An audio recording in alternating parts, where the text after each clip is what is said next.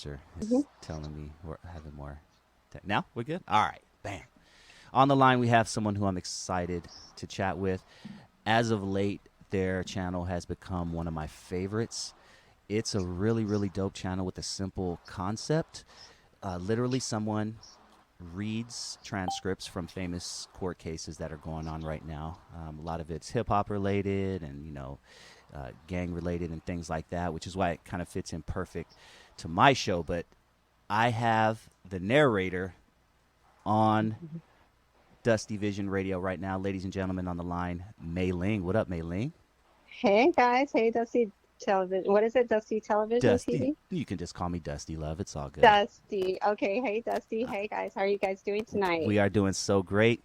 Even better now that I have you on the phone, and it's a trip because when I hear your voice, even Hmm. now, it's one of those voices that doesn't have a color line. Like I don't know where you're from. If I didn't obviously know Uh-huh. already from your pictures and Right. everything, which makes it dope. Like I love when you read the transcripts, and I'm like, when I first heard it, I was like, off top, you want to know what somebody is. I don't know why it's just in us, Hmm. and I was like, the last thing I thought you would be an Asian chick.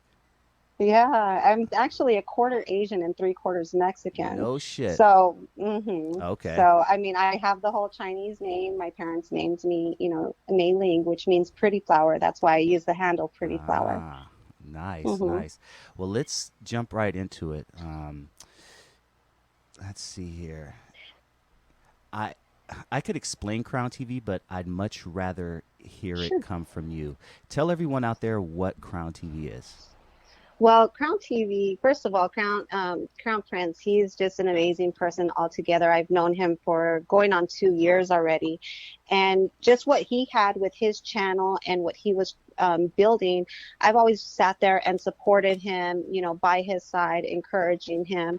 And so on July 4th, barely July 4th, he asked me if I could read something for him, but then he kind of backtracked and he was like, well, it's a holiday weekend, so I'll just figure it out and I'll do it. I was like, well, just send it over to me and I'll see what happens.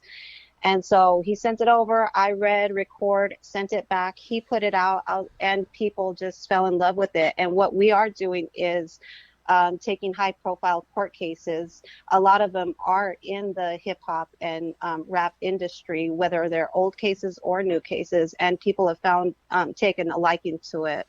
Yeah, yeah. And some of the cases they cover for everyone out there, the Nipsey Hussle murder, that was, I think, the one that probably like hooked me in. No, actually, I'm lying. It was the Takashi 69 one that hooked me in, and then Yeah. I got to listen to the Nipsey Hussle one. What Hmm.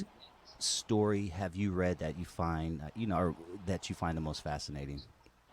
Well, you know what? I don't know if it's necessarily the most fascinating, but I just really believe all of the stories, they play out the same way.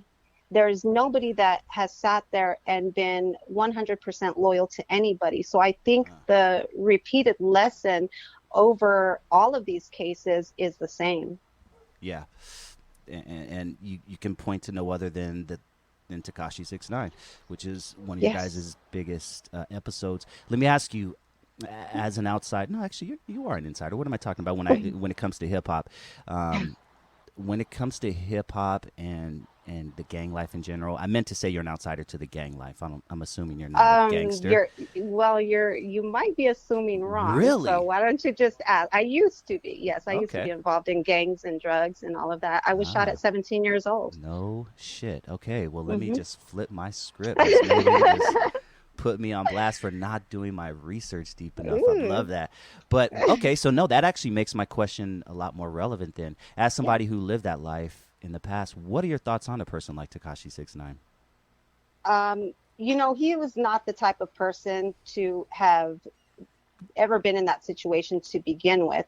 I I blame equally Takashi and Nine Trey Hmm. for what happened. I don't think anybody is more at fault than the other.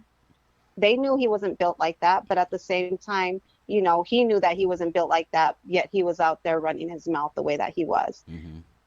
Yeah. So I don't respect the snitching side of things. However, I do respect the business side of what he has created.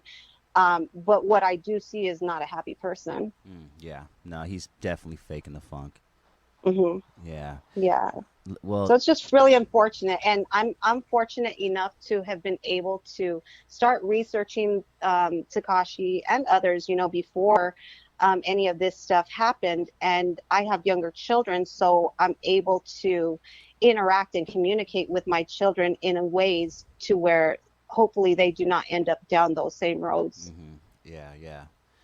Yeah, I read a post and you put it public, so I feel like Hmm. I can comment on it. It's free game. Yeah, It's free yeah, real game. talk. I gotta respect you, and I even dug into the comments because I went down that rabbit Hmm. hole. But I saw that you had to recently move, because Yes. tell everybody why you recently decided to move. Well, that's actually a current process. Earlier this afternoon, I was out looking at houses and whatnot. But over the summer, where we're staying, there was a SWAT incident that happened right next door. Like, I open my front door and I can touch the neighbor's door. That's how Mm, close we are. And that's where SWAT had raided, and it was, gun against gun mm, between police and the person inside the apartment. Um, Over the weekend, there was gun exchange right outside our back door and heavy police activity.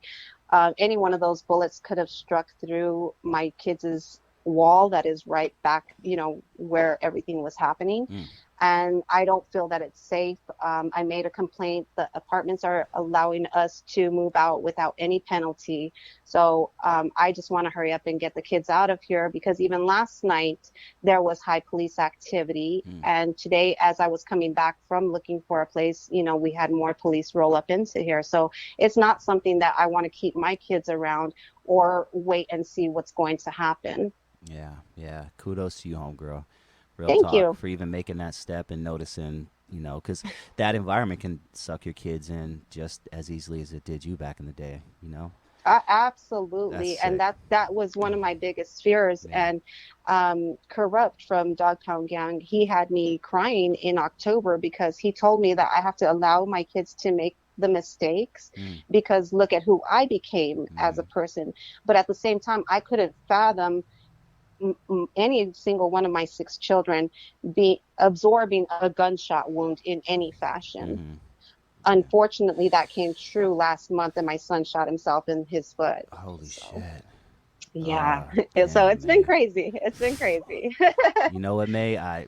We have to do a part two because, and we're Sure. not over yet, but we have to do a part two because I know we can dive so deep, and that's what my Oh, channel is about. I don't know if yeah. my show is about not glorifying gang life, but just Right. talking to have the OGs talk.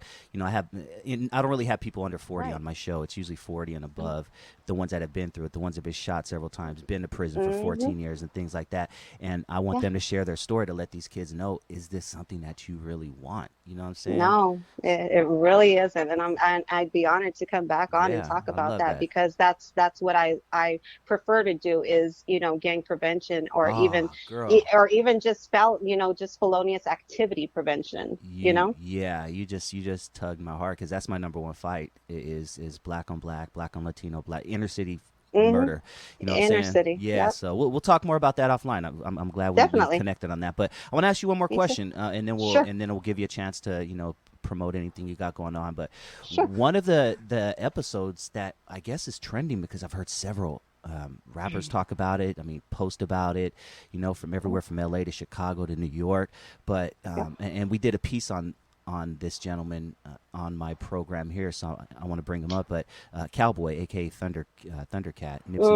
Nipsey Hussle's big homie, he's Hmm. getting a lot of slack, and even on my show that I did, the comment section is just going nuts, and they're calling him a snitch and like, why'd he take the stand? And he hit.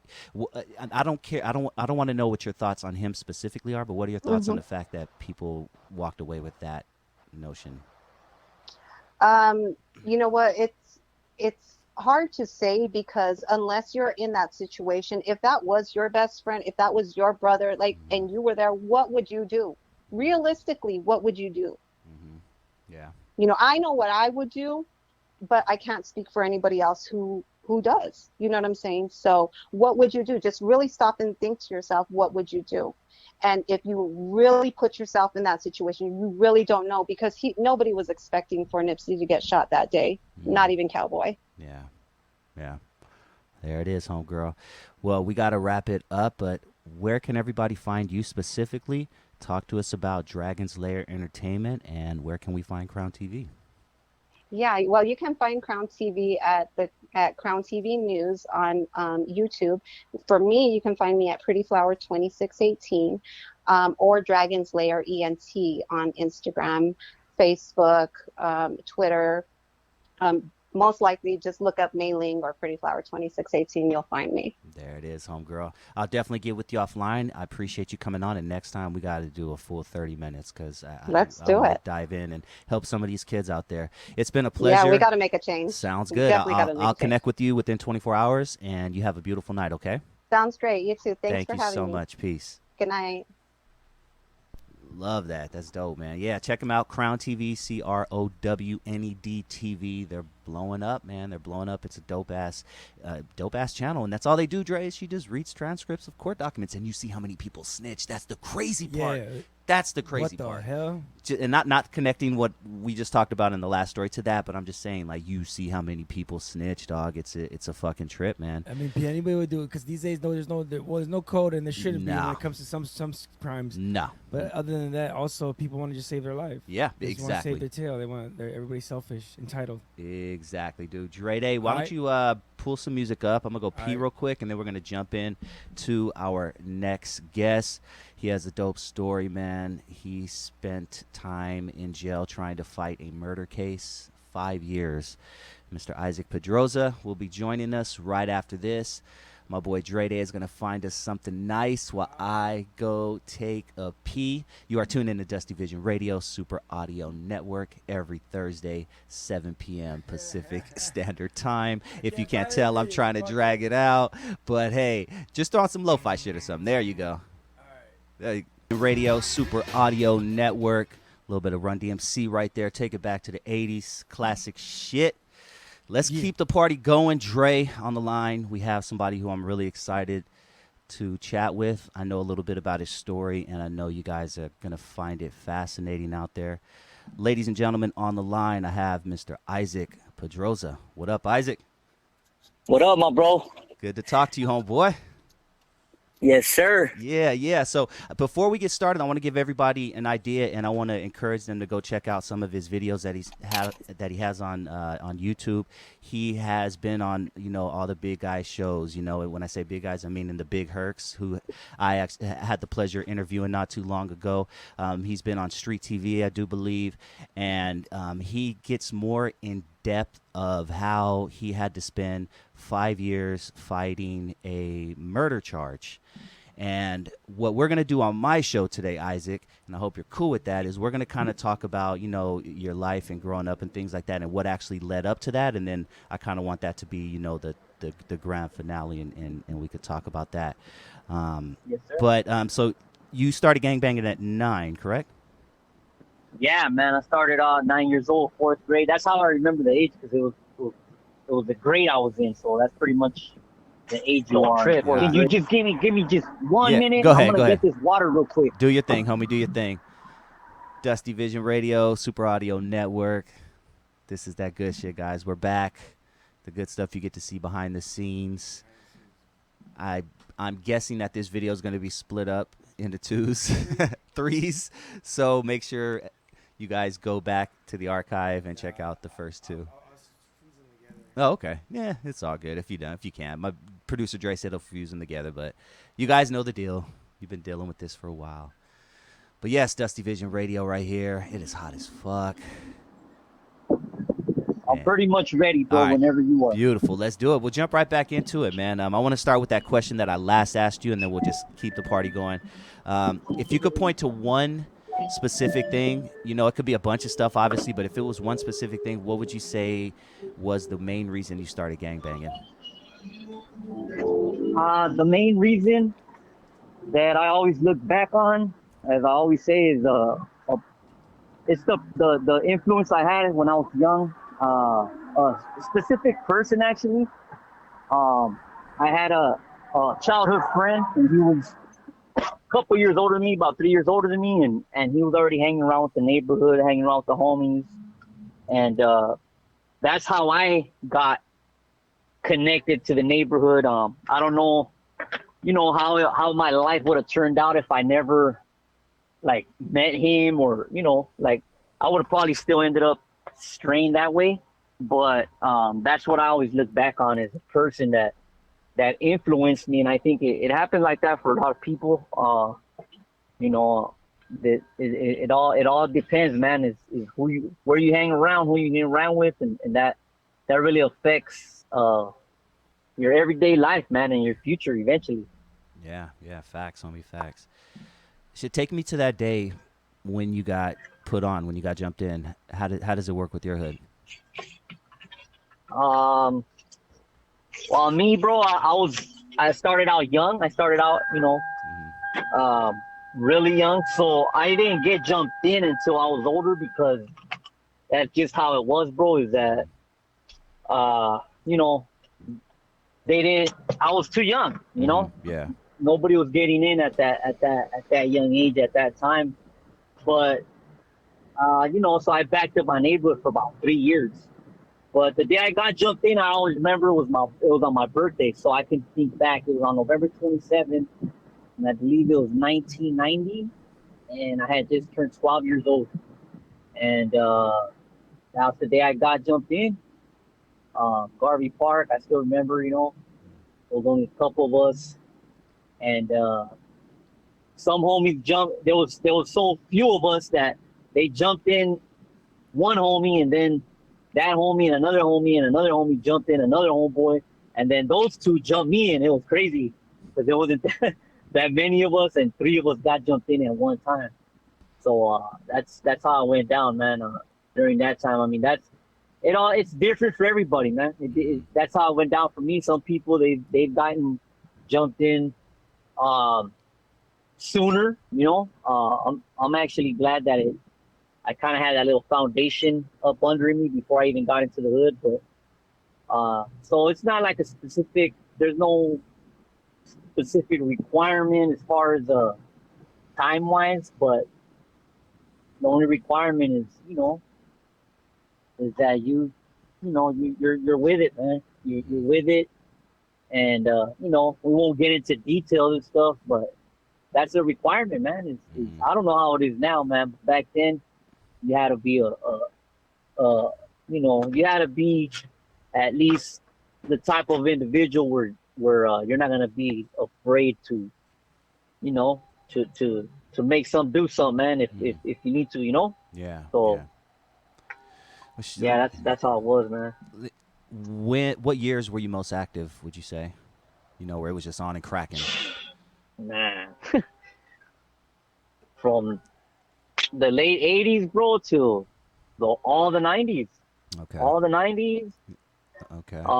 the early 2000s, all those years, man. Of course, there was little, certain years. I think maybe the late '80s, early '90s were probably the most hectic. Hmm. But mid '90s were just as crazy, man. And then the early 2000s, I remember, was really crazy for me, at least. Oh, okay. I was But gonna say because you made it through the '90s, and you're saying the early 2000s was crazy, but you said specifically for you, right?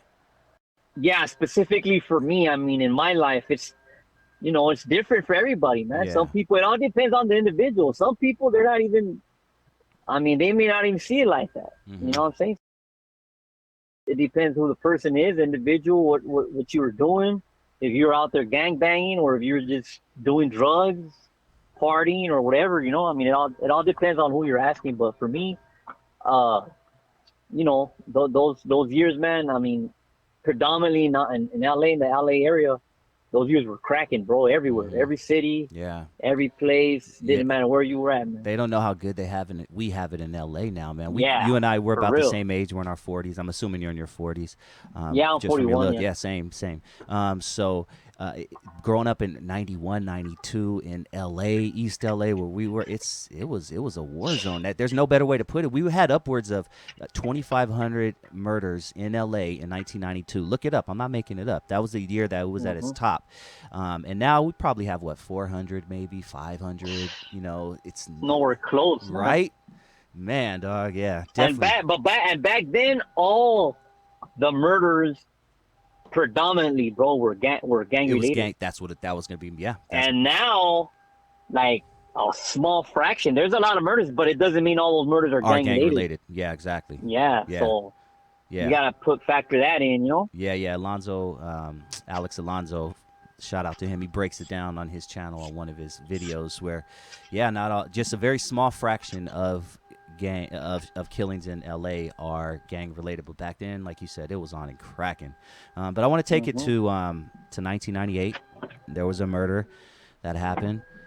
Talk to me about the murder and how it eventually led to you fighting a case for 5 years. Okay, so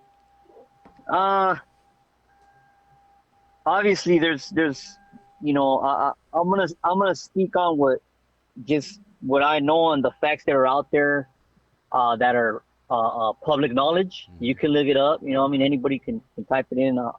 I'll give you guys all the information after, but I'm sure you know it, but just for the people to know.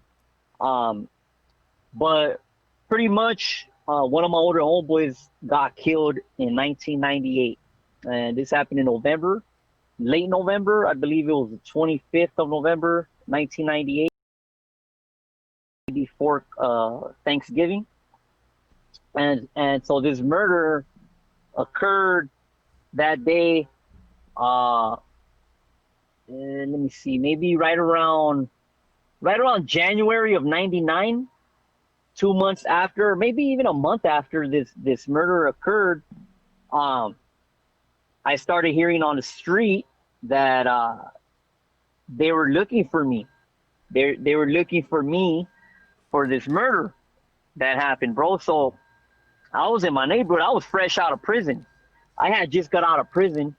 And you know, I was like the main suspect, and I was like, man, I kind of had a little like, I'm not gonna go nowhere, man. I don't got nothing to hide, this and that. But then another part of me, like, I wanted to leave too, and I was like, man, I didn't know really what to do. But I just stayed in my neighborhood, man. I stayed in my neighborhood, but I was on my toes. They were raiding my house.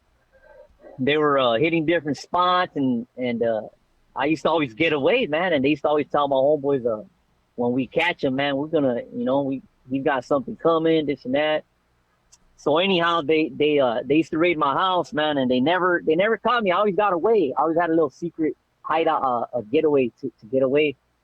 But my luck ran out, I believe, somewhere around April of 99, February, maybe somewhere around there. I'm not sure on the date, but this time they raided my pad in the nighttime. They used to usually raid it in the morning. This time it was in the evening, so they caught me off guard, and boom, I got cracked. I got away, but then they busted me behind my house, and I got cracked. They took me in. They never charged me for murder. They only charged me for a parole violation.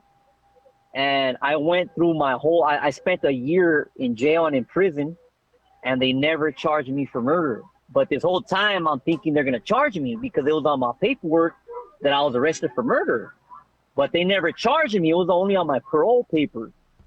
It's kind of tricky. I mean, only those that understand kind of knows what that will know what that means, because the parole, they can actually charge you with something, and even though you weren't charged with it officially, they can charge you with it. So I was charged with murder on my parole papers.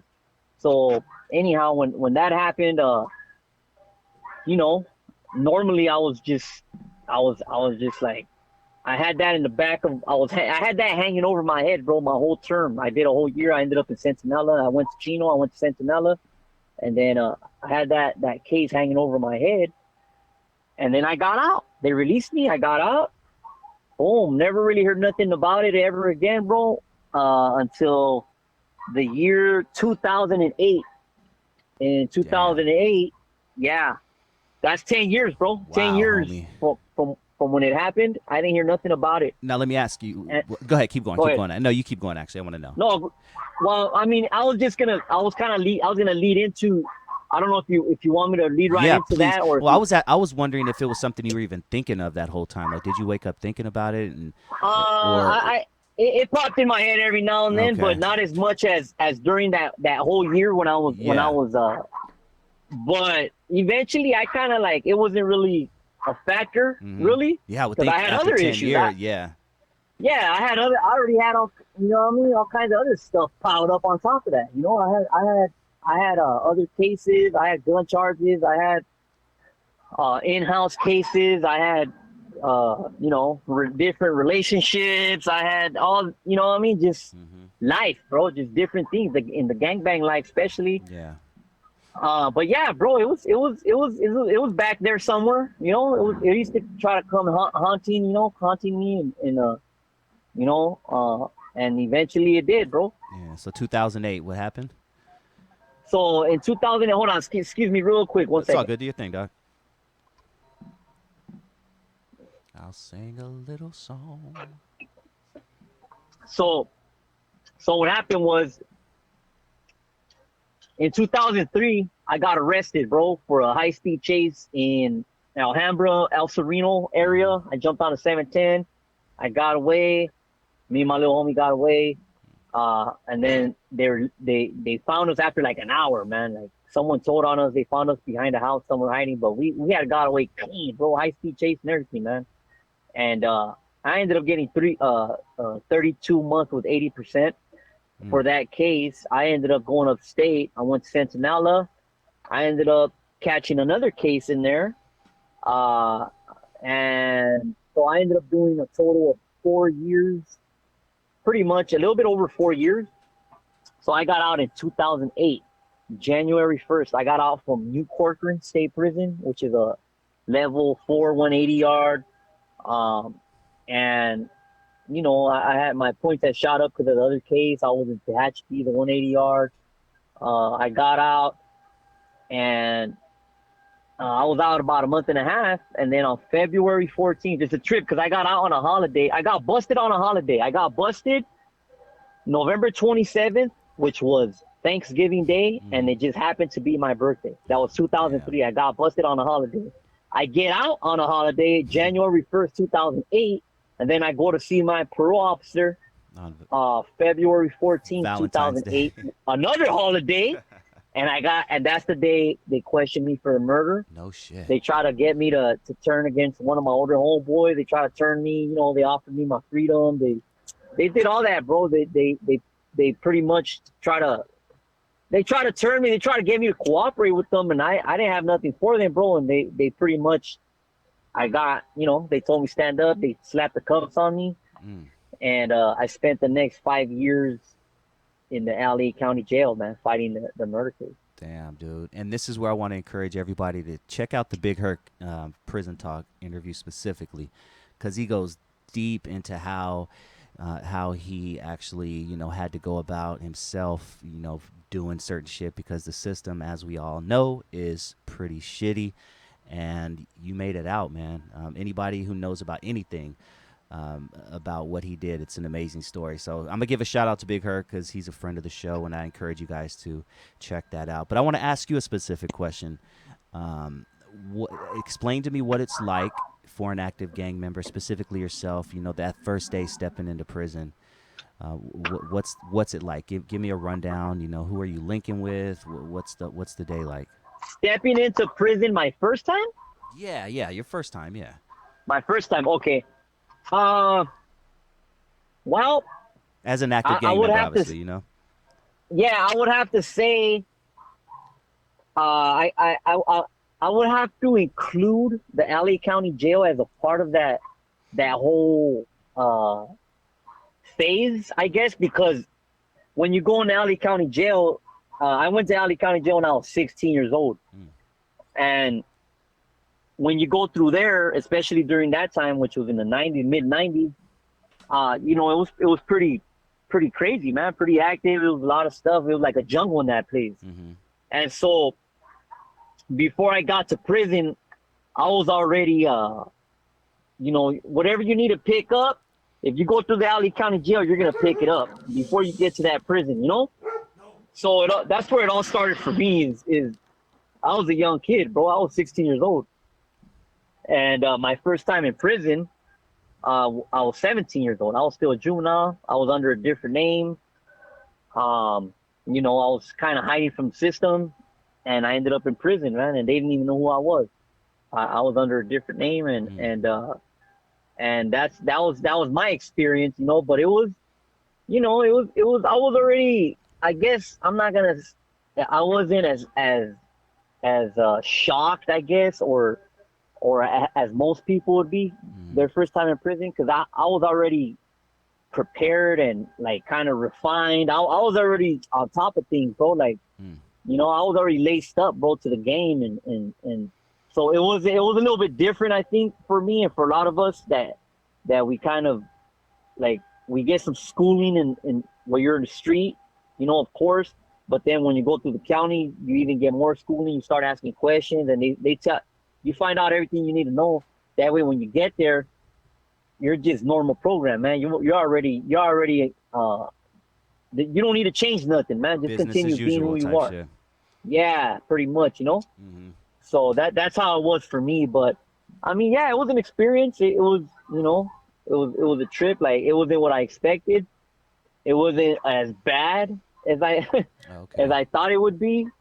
And actually, it was kind of fun, bro. Back in those days, it wasn't even a big thing. It wasn't even a big factor, Now it's like man, that's the last thing I would want for anybody, But during those days, for me, when being that age and just being that young and just wanting to be little, be a little Dennis the Menace, it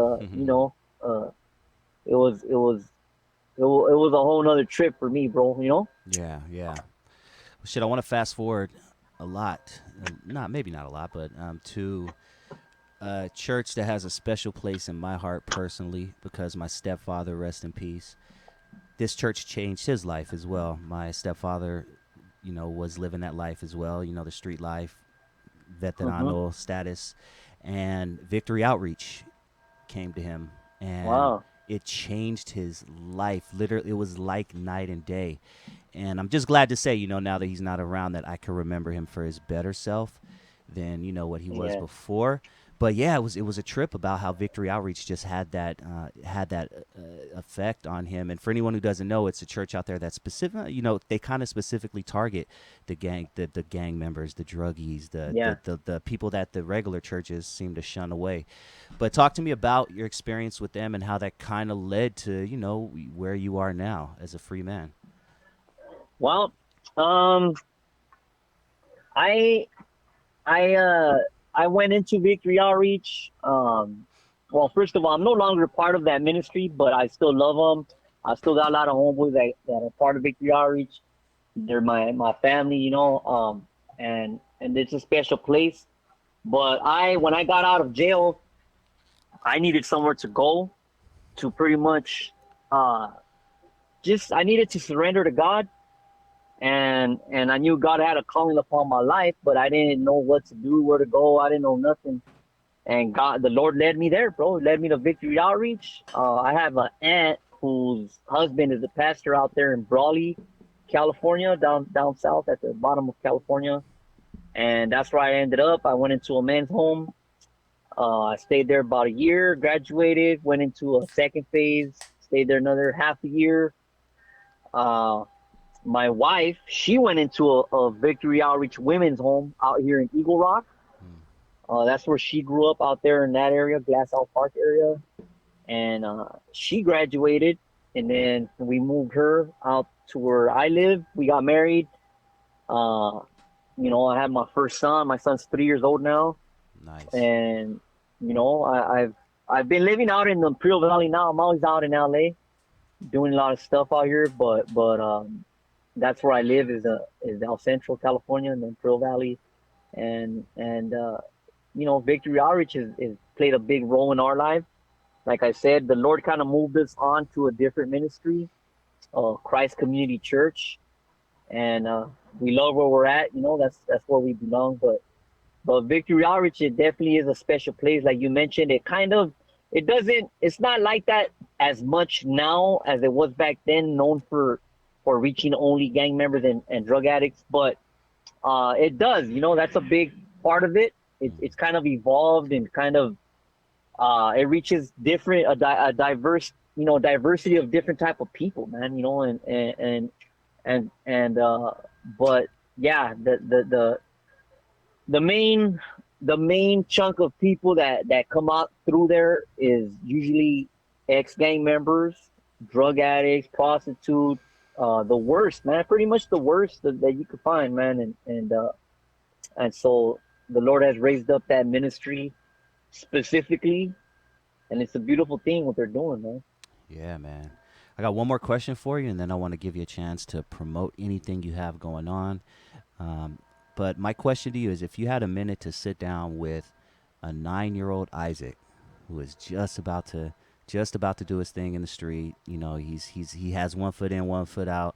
If you could sit down and talk to a 9-year-old Isaac right now, what would you say to him? I would say to him what I say to these youngsters that I speak to now on a normal basis, and I would just tell them the truth, bro. I'd tell them the truth of what the life really is, what the gangbang life really leads to, and I do everything in my power, bro, to steer them clear from any type of involvement with gangs, bro. And I tell the kids all the time, I tell them this, and I mean it, bro.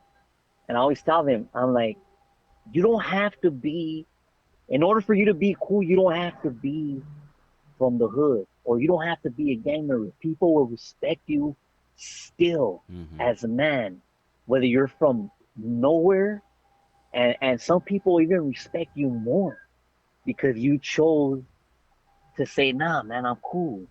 You had you at least had the sense to be like, nah, man, I don't want to throw my life away, because that's what it is. You're basically throwing your life away. You can. There's a big percent, or there's a big chance that you're gonna probably get killed, or you're gonna just go and do life, or spend a lot of years in jail, and you're gonna suffer a lot because of it. But not only that, not only are you gonna suffer, the people that love you are gonna suffer. And if you have kids, if you have mother, if you have sisters, if you have a father, whatever, those people suffer too, man, and it's not worth it. And so, I would do everything in my power, bro, to make sure that I get whatever potential Isaac has in him, whatever he was put on this planet for. I would make sure I can help him identify what the hell that is, and get him the resources he needs, and be there for him, and encourage him, and help him get to where he needs to be. Because I never had that, bro. And if I would have had that, who knows, man? I mean, praise the Lord, I'm here now. You know, I'm a child of God, bro. I'm saved by the blood of Jesus, and I'm alive, bro. And the Lord's using me, bro. He uses me in my neighborhood. He uses me, you know, in my church, in my ministry, you right wherever. now. He's using you right now, dog. At this specific yeah, moment. amen, bro, amen. Yeah, he uses me right now, like you said, bro, in different ways, and so praise the Lord for that. But yeah, man, I would have never chose that, bro. Like, I would have never chose to be a gang member. And anybody listening, I hope and pray, man. I really do. I pray for people I don't even know. I pray for kids. I pray for you guys that are listening. Or if you know kids like that, if you're a parent, be there for those kids, man. You need to be there for those kids, man. And if you can't be there for them, find someone that can, and pay them if you have to, man. And have someone in that child's life to help identify what he's here for, because there's a plan and a purpose for every single human being on this planet. Even handicapped people, even people that can't talk, there's a purpose for them too, man. And so that's pretty much it, man. Man, I mean, you're giving me chills, homie. That's a perfect way to end the show. I always like to end my show on a positive note, man. Where can we find you? And yeah, plug away, man. Plug away. What do you got going on? you can find me on either through my website, righteousbyfaith.com. That's righteousbyfaith.com. Pretty simple. Or on YouTube, Righteous by Faith. You can just type in Righteous by Faith channel. Boom, it'll pop up. Or on Instagram, iPedrosa78. I usually kind of screen the people that send me requests because I get a lot of weirdos and stuff. Yeah. And but if you let me know, you know what I mean, you come coming through Dusty Vision or you heard me, whatever, just let me know. Boom, I'll accept, and follow you too, man, and we can connect that way. And Facebook, Isaac Pedrosa. And right now, I got my hands in a lot of stuff, man. I'm gonna go record 3 songs tomorrow. I've been making music. Nice. Go listen to my first song on my channel. It's called Battle Cry. It's an end time song. It's talking about the end times. It's talking about current events, talking about vaccinations. It's talking about a lot of stuff that you don't hear about in the news, man. And we're reporting the stuff that you ain't gonna hear nowhere else, man. That's one of my callings, bro. To sound the trumpet, sound the horn, so that people can wake the hell up, man. Because we're entering a time right now that is unprecedented, bro. It's about to get serious, man. And a lot of people ain't ready. Yeah. So I think God is raising up soldiers, man, to get the people ready, That's what's up. Isaac, it's been a pleasure, man. I hope we can do this again, and I definitely hope we can stay in touch, man. Amen, bro. Anytime, hit me up, and I'm here. Sounds good, homie. You have a safe night, and I'll be talking to you soon. You too, bro. God bless you guys, man. You too, homie. Thank Peace, you. man. Peace. Love positive, uplifting dudes like that, man. Everybody out Yeah. there knows I'm not religious. I had my religious days, but it's good to hear shit like that. If it makes you a better person, do it. You know Oh, what yeah. I'm saying? Oh, yeah. I'm always, I don't care who, what, where you pray to, what your crazy rituals or whatever it is. If that makes you, if that changes you to be a man like that, I fucking love it. Let's play a song. We'll take a 2-minute break. Then we will come back and we'll get into our last guest, Big Devil. You are tuned in to Dusty Vision Radio, Super Audio Network. We'll be right back. Yeah. Super Audio Network. Every Thursday, 7 p.m. Pacific, right here. Super Audio Network. Let's jump right back into it. On the line, ladies and gentlemen, from Pope Street, we have Big Devil. What up, Big Devil? What's going on, bro, man? Thanks for bringing me on, man. Your podcast, man. Appreciate you, man. Now, for my audience out there, everybody knows the city of Compton. Compton was made famous by NWA and really put that city on the map. But what a lot of people don't know is the city right next to Compton, which is the city of Linwood, which is where you're from, correct? Right. Yes, sir. And I grew up kind of in that area, Southgate, so right over there off Atlantic, and a stone's throw from Linwood. So I'm very familiar with it. My best friend went to Linwood. All right, what's the junior high out there? I forgot. Hostler Junior there High you go. School. Good job, Hostler. Exactly. Yeah. you Yeah, went to that's where I Hostler. went to. Yeah. But yeah, so L.A. in the 80s and 90s, man. Talk to me about what your upbringing was like in Linwood. Well, I moved to Linwood in 1987. I moved from Compton. I used to stay over there on Rose Street in Tucker, over there in Santanas. So I moved from there and I moved to Linwood in 1987 on Right Rose Street off Imperial. Okay. When did you, I guess, quote unquote, jump off the porch? I jumped out the porch right when I moved in because I was already in that environment, growing up in different cities. I grew up over there in the Tannas and over there at Campanella Park, just different neighborhoods, going to school with different groups of individuals who was already from those neighborhoods. So it was kind of like I was already introduced to it, but I wasn't from nowhere, so because I went to, when I stayed over there in Campanella Park, I went to McKinley Elementary School. So, that school right there was in the heart of Pinellas, and every kid in that school was from Campanella Park. Either he's from Campanella Park or he's from West Side Piru. So all my friends in the neighborhood that I grew up with, they eventually, turned Campanella Park. But I got bused to Longfellow when I was still staying over there on Rosecrans and Stanford. We got bused to Longfellow, me and my little brother. So when we got to Longfellow Elementary School, you know, that school right there is home to the Nutty Blocks. So, you know, I went from having all Pyru friends to now be introduced to all Crip friends. Mm. You know what I mean? So it was kind of like they thought I was from over there, you know, because first day of school, they hear, oh, you got bus from McKinley. You know, you a slob. That's when I Shit. first heard the term slob. You a slob? I'm like, I'm looking at my brother like, you know, what that mean? What the hell, what they talking about? I ain't slobbing on myself. So, you know, when I got to class, my teacher was Miss Crockett. So, you know, everybody in my class, man, all Nutty Blocks, man. So, you know, we got to the playground, and my mom's always had us in the sports. So, you know, I know I play basketball, baseball, football, everything. So I get to the basketball court, you know, and they own me. You know, hey, man, where you live at? I said, man, I live on Rosecrans. You know, where you from? You Campanella? So I'm thinking, you know, yeah, I know about that park. You know, I play baseball there. Oh, I said, yeah, I know, shit. you know, yeah, I know about Campanella Park. You know, they like, what? Campanella Park? Damn. You know, that's Nutty Block County Crip. I'm like, oh, okay, yeah, I heard about the Crips. Okay, yeah. I said, but nah, I ain't from, you know, I don't bang. You know what I mean? But, you know, throughout the years, you know, we got, you know, real cool because BG Knockout went there when I went there, Okay. Longfellow. You know, he was there too. Your whole gang, the gang, you know, all Nutty Blocks. Okay. So then when I get home, you know, I'm telling my friends at home, hey, man, I go to Longfellow. You going over there with them crabs? I'm like, damn, you know, slides over here, crabs over there. You know, I'm confused. But all my peers, you know, at that time, you know, 85, 86, 87, man, the gangs was tough, man. You know what I'm saying? Everybody was banging, you know. So we moved from right there on Stanford Rosecrans, we moved over there on Tucker and Rose Street.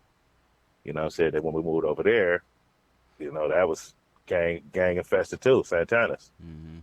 Every kid on my street was Santana, you know, as little kids. So I'm like, damn, you know, these Santanas over here, you know, Campanella's over there, all this gang stuff, you know. So when I moved to Landwood in 87, I moved over there, you know, we were still, you know, kids or whatever. I moved on Wright Road. We was the first family to move in the apartment complex on Wright Road Street. Okay. So when we moved over there, the next family that moved in was a family, two brothers was from Corner Pocket, Compton Crip. So I'm like, okay, now there we go again, you know, Corner Pocket. You know, at that time, I didn't know nothing about Pope Street. I didn't hear about it. I didn't know nothing about it. But as the family started moving in, you know, we started venturing off, you know, riding bikes around the neighborhood. And then I ran into my homeboy named Lil Hitman. So when I run into him, you know, where y'all from? Like, man, we just moved over here from Compton. You know, oh, it's Post Street over here. You know, I'm like, oh, okay, you know, what's that? I was Landwood Post Street, Crips. Oh, okay. He come over there to the apartment complex where we stayed at, introduced himself to everybody, all the kids. And he said, yeah, I'm gonna take you over there on Post Street so you can meet a couple of homies. So we go over there, meet a couple of homies, big homies or whatever. And then at that point, that's when I said, okay, you know, I want in. You know what I mean? I had the peer pressure from the Pyru side, from the Crip side. You know what I mean? I want in this life. You know what I mean? And it kind of like, you know, once I got in, I was in. Let's take it back a little bit. To the best of your knowledge, when did Pope Street get established? What's the history behind it? Pope Street? Yeah, go ahead. Pope Street got established in 1975. When Pope Street came out, they came out as Pope Street Hustlers. Mm-hmm. So at that time, their whole format was about money, about getting money. You know, selling cocaine, weed, everything, water, everything. So when 1976 hit, that's when they changed their name from Pope Street Hustlers to Pope Street Hustler Crip. And they started cripping at that time. So yeah, that's when that started right there. Okay. Now take me back to the day that you actually joined. Did you get put on? Jumped in? It was kind of like I put him on. Okay. You know what Explain I mean? it. Because I always been good with my hands. You know what I mean? Having two brothers and the whole family with nothing but cousins. Mm-hmm. You know, it was kind of like you know, he tried to put me. You know, it was Lil Hitman. He said, "Yeah, I'm a court you in." So I was like, I was already looking at him as a weak individual Oh shit. Okay. because his stories didn't add up. You know what I mean? He took me around a couple of dudes and he got punched on and choked out. So I'm like, this dude is weak. He's coming over here telling me he's tough. He actually, I could take him one on one. So he said, yeah, we're gonna jump you in tonight. I said, okay. Took off my shirt. We go to the back of the apartment complex, which we called the Shark Tank at that time because that's where everybody got put on at. And he tried to, we square it up or whatever. I give him a couple of body blows and face blows, and he balled up. Mm. So I was thinking it was going to be a brawling, and it turned out like that. I was too much for him. Mm. Damn. They said you're on, huh? Nice. Yeah. So Okay. he didn't even say I was on. I said I was on. You know what I mean? Okay. Are there any blood hoods in Linwood? Yeah. Oh, okay. You got the right next to us. You got the Cross Atlantic Pirates. Oh, Cross Atlantic. Which is- Okay. Yeah, which is literally like 2 or 3 blocks over from where we at. I remember them from Paru Love. Yeah. That's Yeah. my reference right there to them. And Okay. it's kind of crazy because for us to be so close to them, you would think that we would be natural rival enemies, and it was never like that. At least when I was coming up, it wasn't like that. Hmm. You know what I mean? We always, we see each other, and it'll be maybe a B through up, a C through up, or whatever like that. But it was never no full on war with them. Interesting. Our war was always been with Crips. Okay. Pope Street war has been with Crips, you said? Yeah. What's the other set out there that you guys are beefing? You got the Linwood neighborhoods. That's Okay. another street right over. Yeah. You got the Pomino Gangsters. Okay. That's on the west of them. And then you got the 211s, Criminals, Mm. Crips. Okay. Then you got a couple other little small fractions of hoods. Okay. What's the relationship like with the Latino gangs? Well, we got a close relationship with the young crowds because our hood and they hood kind of intertwine, so to speak. We kind of like share the same area. So, we grew up with them. You know what I mean? We know each other's fathers, mothers, sisters, brothers, kids. So we always had a mutual respect with them, coming up, you know what I'm saying? Even though, back in the day, it was a couple fights here and there, but nothing big. But we always had a respect for the young crowds. Okay. Damn. So it's a trip that the only ones you guys are warring with are other Crips. Right. Uh, Only hood. yeah. Well, shit. Let's take it back to 92, 93. That whole year, that kind of year, those 2 summers, where it was just really popping in LA, like I said earlier. But we specifically had the whole Rodney King situation, which if you fast forward to 2021, we're still going through it. Nothing's really changed on that end, but that's a whole other story for a whole other day. But we experienced LA riots, and right after the LA riots came the Watts gang truce. To the best of your knowledge, do you know if there was ever any talks of the Linwood gangs making a truce back then, or have there ever been any talks? Yeah, it was. I had got out of camp April 7th of 1992, and the riots kicked off April 29th. Mm-hmm. So right when the riots kicked off April 29th, we had got a call or summons from the Linwood neighborhoods to meet up at an elementary school in their neighborhood to have some type of. We wasn't at war with them at that time. Mm-hmm. It was just a little tension, but we wasn't at war with them at that time. So we met up with them and the Pomino Gangsters at elementary school to talk about, our differences, to try to iron some things out before it got out of hand. And to my knowledge, I was young, so I was 17, 18 years old. I didn't really wasn't with no peace, to tell you the truth. Mm-hmm. You know what I mean? I was mainly like, ready to do it. Mm-hmm. So we had two meetings. We had that meeting right there, and then we had another bigger gang truce meeting with everybody. You had the Lime Hoods, we had the Cross Atlantic Pyros. You even had LA gangs. You had the 60s coming up to the park, the Linwood Park. It was about 50, 60 different gangs up there. You know what I mean? But it was never no peace talk. It was never nobody standing up there saying, "Hey, this is the method to the madness. Let's do this to help us do that." And you know what I mean? It was just a bunch of dudes from different hoods sizing each other up, Uh, you know, meeting each other that you was in jail with, camp YA with, or whatever, shaking hands, but it wasn't never no talks about nothing, you know. And then in 1993, all hell broke loose. Yeah, that was a crazy situation. Do you think, in your honest opinion, like even if it is 50 years down the line, 100 years down the line, do you think there will ever be peace amongst gangs? To tell you the truth, no, I don't think so, Hmm. because you have different fractions of people being born into this world where the respect is lost. You know, when I was coming up, there was respect. You know, you respect your neighbors, you respect the grown folks, you respect the people grandmother, you know, stuff like that. So, and then your little homies already have respect for the G homies. You know, if a G homie told me to, you know, if I was finna do something and one of my G homies that I respect and I was loyal to told me, hey, stand down, don't do that, then I'm gonna stand down and don't do that.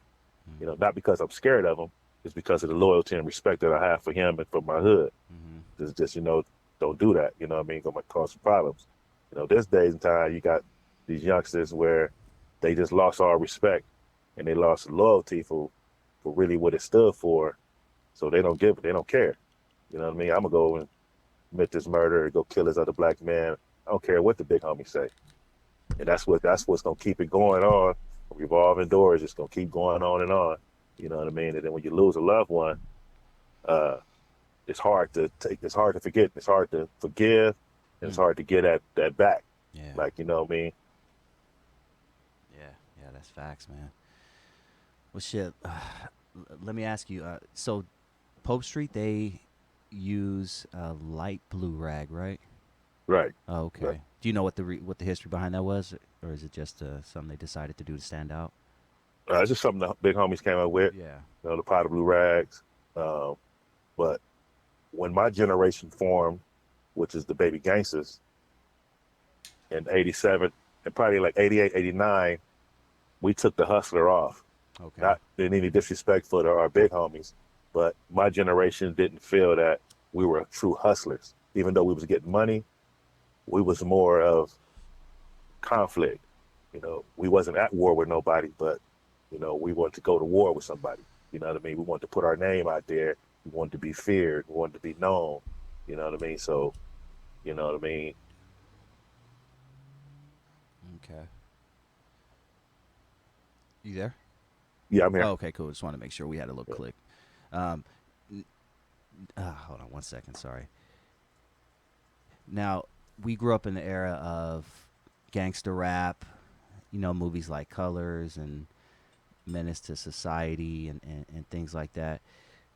How influential do you think stuff like that was to spreading gangs all over the world, literally? It was very influential because I'm gonna tell you, when Colors came out in 1988, me and my homeboys, we caught the bus to Alondra 6 movie theater. That's when movies I was haven't heard that 75. in a long time. Yeah. Wow, Alondra We caught, 6. we caught the bus up there to the movie theaters, and we snuck in because we were still teenagers. So we snuck in with some adults, some adult dudes. We got in or whatever, but we sitting there watching this movie and seeing the first scene where, you know, Rock is in this van. Uh-huh. You know, they Rocket getting don't high. smoke in the rocket Yeah. don't choke. They smoking his sherm with all this stuff, Yeah. blue rags everywhere. You know what I mean? That made me just feel like man, I want that so bad. I want that power. That looked to me, that was like power to pull up on a guy, put your gun out, and just blow him away. You know, at that time it was like, man, that's what I want right there. You know, so we took that back. Well, I took it back. You know what I mean? Go back to the house. You know, you put on your NWA. You know, you stand in the mirror as a kid, got your lokes on, and you flexing your muscles and all this stuff, and you know what I mean? You acting like you got a gun on you, and you trying to practice how to pull a gun out and, you know, do all these maneuvers and stuff with your gun. So it was very influential to me. Yeah. And to the fact that we have now people gangbanging in the Philippines, we have people gangbanging in Australia. It's so crazy how it's spread like that, man. Yeah, it's crazy. To the best of your knowledge, because you know a lot of gangs have factions in other states. Is Pope Street anywhere else in the country, or are you guys just mainly a Linwood gang? No, we on Linwood gang. Okay, so when anyone in the world hears Pope Street, they know Linwood. Yeah. Yep. Okay. You familiar with Takashi 69? I see him on the internet, but I don't know nothing about him. Like, Okay. I don't listen to his music or nothing like that. But I read a couple of articles on it. Okay, cool. Yeah. He's a guy who snitched on his gang, the Bloods in New York, and long story short, he snitched on everybody, and now he's out just running around acting a fool. So much so that he went to Nipsey Hussle's memorial recently, and did some disrespectful shit. But long story short, my question for you is, what are your thoughts? Because he joined a gang after he became, a lot of these rappers, they join gangs after they become famous. What are your thoughts on people who do that? They don't be true members. They don't be solid to the structure because, when you grow up in the neighborhood as a kid, you build bonds with your friends that you grow up with. You know what I mean? So that bond is carried through your adulthood. You know what I mean? So you vow to never tell on your homeboy. You know what I mean? And you vow to revenge his death if he was to pass away. So you got these dudes that nowadays you can just join any gang. You can say you from this gang and because you got money or you're a rapper or whatever, and then, they taint it. You know what I mean? And then I don't even know where he's from or what state he's from, but He's a New York guy, oh, Brooklyn. New York. Yeah. Yeah. See, so, certain gangs still live by that code. You snitch. Mhm. Yeah. But Yeah, he's a clown. Yeah, we won't give him any more Yeah. airplay. But let me ask you, as a person who's lived through it, do you think that the average gang members or former gang banger suffers from PTSD? yep, Hmm. PTSD, nightmares, and all kind of stuff, man. Because when you out here, because you got two type of gang bangers. You got the gang bangers that just sell drugs and make a lot of money, but just claim the gang. Mhm. You got some gang bangers that do it for fashion. Just a fashion statement. They want to just look tough. Then you got some gang bangers that's all the above. They're killers, they're jackers, they're robbers, kidnappers. They really serious about it. You know what I mean? So when you live that life like that and you really on the front line like that, committing them type of crimes, them crimes come back and they hunt you. You know what I mean? You sleep. Yeah. I was never a gang member, but I've been living in the hood. You get shot at, you're around gunshots. I've Mhm. always been around gunshots, so I suffer from a mild case of it. I couldn't even imagine what somebody who was fully out there gangbanging for years and Yeah. getting shot at and shooting people and in and out of prison and stuff like that. It's yeah, man. And Yeah, because it's nothing to play with, man. It's just it's serious. It's scary. You wake up every morning. I mean, I couldn't tell you how many times I woke up in the morning and looked at my family. And I was walking out the door, like, you know what, this might be my last time seeing y'all. wow, homie. You know what I mean? Because it was just that much Mm. gunplay and gang banging going on outside my door when I walked outside. You know what I mean? Because it was going down every day, all day long. Damn. What's the craziest thing as an active gang member that you saw that you said, man, I can't believe I made it out of this? Oh man, where Damn, this one man said, where do I start? Off the uh, top, that's crazy, man. I mean, if you can't think of anything, I'm well, just one of curious. my homeboys, me and one of my homeboys was hanging out or whatever, and this female pulled up. She wanted some whatever, some stuff. So I jump in the car with her, and I'm sitting on the passenger seat. I seen this car pass by, and I lock eyes with the dude, and I already knew that who I recognized the face, Mm. but I'm like look back like I know that's not him, coming through like that. And then one of my other homeboys walked up to the driver's side and bent down inside the car talking to us. As soon as I could tell him to, hey, watch out, that was that dude. He was shot 7 times. Oh, You know what I mean? Broad daylight. So I'm like, man, that could have, it could have been me if I wasn't paying attention. That could have been me. mm. Damn, dog. Yeah, man. Have you ever? I'm just curious. This may be too personal, but have you ever went to therapy or anything like that? No, not for that. Oh, okay, I'm just curious. Okay, yeah, yeah. Damn, man. Yeah, yeah. Seeing somebody, get smoked in front of you. That's the shit that people who go to war, Yeah, saying no, overseas see. he didn't Oh, die. he just got, but even then, getting shot He got 7 times. shot up. Yeah, Yeah, yeah, he even got then. shot up, and you know, Damn. and it was just it was a bloody war, man. And it's crazy because I say it all the time that the junior high school that I went with, we was all kids and friends at this high school together. You know what I'm saying? We was shooting dice together and pitching quarters against the wall. Remember how you used to pitch quarters or whatever? Whoever Yep. get the close to the wall, you get the quarter, playing Get Like Me. Yep. And we went to school with these dudes. We Damn. go to high school, same thing. You know what I mean? We become friends. And then I remember I was in camp with a couple of them. And we used to be sitting there, lifting weights. And we used to be joking and talking. I used to tell them, hey, man, if we ever start beefing with y'all, I'm going to come and get you. And they all laughing. Oh, no, man, we ain't gonna never start beefing. I was serious, like, you know what? I'm letting you know, man. I mean, if we ever start beefing with y'all, I'm coming to get you. Mm. And when we went to war, it was crazy because we went to war not with they older homeboys. We went to war with the dudes you went to school with, the dudes that you knew, Yeah. where they lived at. You know what I mean? These same dudes, their first and last name. You know what I mean? We was going over there, and we was looking for them, and they was coming looking for us. And the Yeah. police didn't give a fuck. They let us go to war.